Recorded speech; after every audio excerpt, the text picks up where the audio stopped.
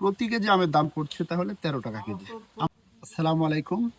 আপনারা দেখতে পাচ্ছেন গাছ থেকে আম পাড়া হচ্ছে। রাজশাহী অঞ্চলে যদিও গুটি জাতের আম পাড়ার সময় বেঁধে দেওয়া হয়েছে 15 মে, কিন্তু এবার শীত একটু আগে বিদায় হওয়ার কারণে গাছে আম আগেই ধরেছে এবং আগেই পরিপক্ক হচ্ছে। যদিও এই আমগুলো পাকিয়ে খাওয়ার জন্য নয়, এই আমগুলো পাড়া হচ্ছে প্রাণ কোম্পানির জন্য। প্রাণ কোম্পানির এজেন্ট বিভিন্ন এলাকায় ঘুরে ঘুরে আমগুলো কিনছে এবং এই আমের দাম শুনে আপনারা অবাক হবেন।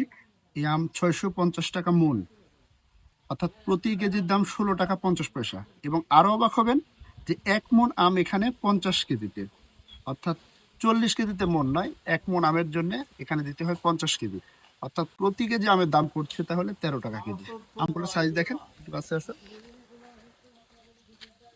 দেখেন, সাইজগুলা অত্যন্ত বড় বড় এবং দেখতে যথেষ্ট আকর্ষণীয়। তবে আরেকটা কথা বলি, সেটা হচ্ছে প্রাণ কোম্পানির আমের ক্ষেত্রে আম সাইজ ছোট হোক বড় হোক, আম টক হোক মিষ্টি হোক, যে কোনো জাত যে কোনো সাইজই হোক, এই আমের দাম একই।